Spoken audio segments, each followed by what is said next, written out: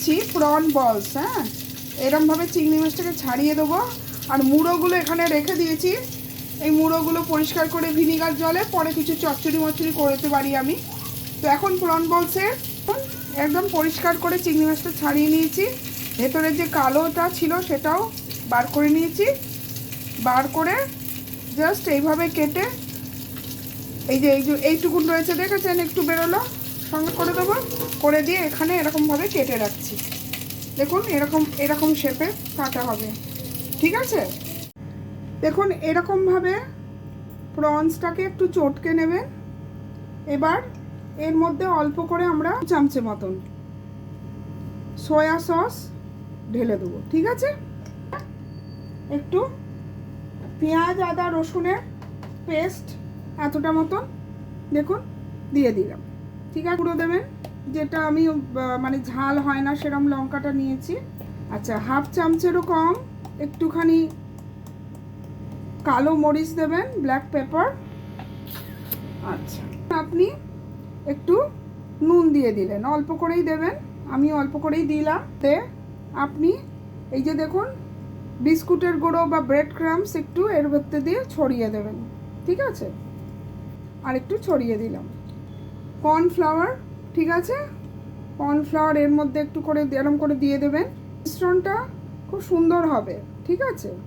এবার এই সমস্ত করার লেবুর কোয়ার যতটা রস হয় ততটা রস মোটামুটি আপনি দিয়ে দেবেন। এবার পর ডিম এর মধ্যে ডাইরেক্টলি আপনি ঢেলে দিলেন, ঠিক আছে। তাহলে এবারে কাজটা কি?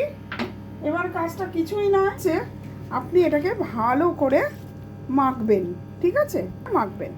দেখুন এই টেক্সচারটা হবে, দেখছেন, বেশি শক্তও না আর একটু নরম নরম, ঠিক আছে। এবার আমরা কি করব, এই যে বীজগুলো রেখেছি পাশেই, ঠিক আছে। এবার এরকম করে বলসটাকে অল্প করে নেব, হ্যাঁ, ছোটও করতে পারেন বড়ও করতে পারেন, এরকম করে এরকম করবেন। হ্যাঁ, করে দেখুন এরকম একটা গোল গোল টেক্সচার আসবে।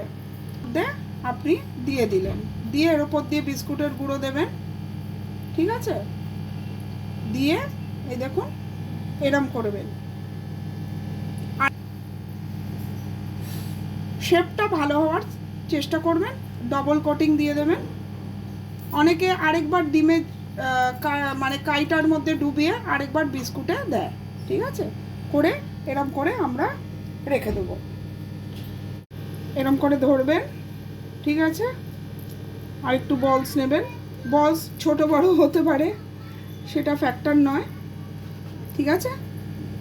এবার মধ্যে দেবেন, দিয়ে আবার বিস্কুটের গুঁড়োটা ভালো করে, ছোট বাটি নেবেন, দেখবেন ছোট বাটি নিলে একটু সুবিধা হয়, আমিও সেই জন্য ছোট বাটি নিয়েছি।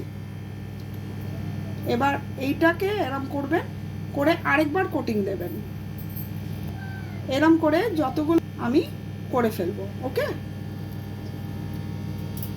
এই দেখুন এরম গোল গোল করে সাজিয়ে নিয়েছি। এবার এটাকে না মিনিমাম 20 থেকে এই 25 আধ ঘন্টা মতন আপনাকে কিন্তু ফ্রিজের ভেতরে রেখে দিতে হবে, ঠান্ডা হতে হবে, ঠিক আছে।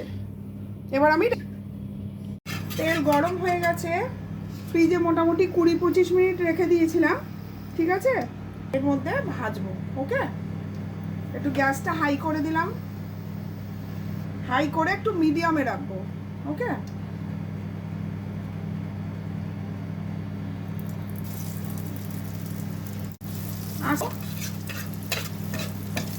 গ্যাসের আঁচটাকে আমি একটু মিডিয়ামের করে দিয়েছি, ঠিক আছে। একটা করে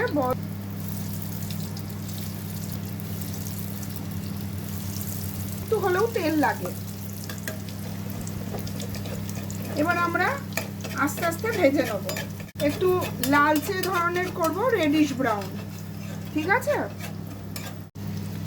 দেখুন এরকম আস্তে আস্তে হবে, হ্যাঁ, বেশি কম আঁচ না, মানে মিডিয়াম আছে আপনাদের।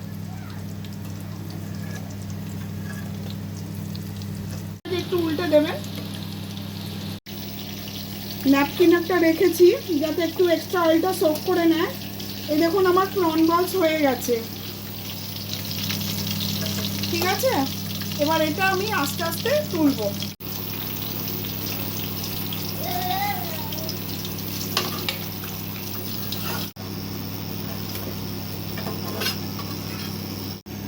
বলস হয়ে গেছে। এবার আস্তে আস্তে আমি একটুখানি মেয়োনিজও দিয়ে দিলাম, একটুখানি সসও দিয়ে দিয়েছি, আর একটুখানি সস দিয়ে দিলাম। ঠিক আছে, খুব ভালো খেতে হয় এটা, জানেন। আর ভীষণ ওপরটা ভীষণ ক্রিস্পি হয়, মানে ভাঙলে পরে দেখুন আমি একটা জাস্ট ভাঙছি, এই দেখুন কতটা জুসি। প্লিজ লাইক করবেন, সাবস্ক্রাইব করবেন আমার ইজিগো ক্রিস্পি প্রন বলসকে, আর শেয়ার করবেন প্লিজ। Thank you.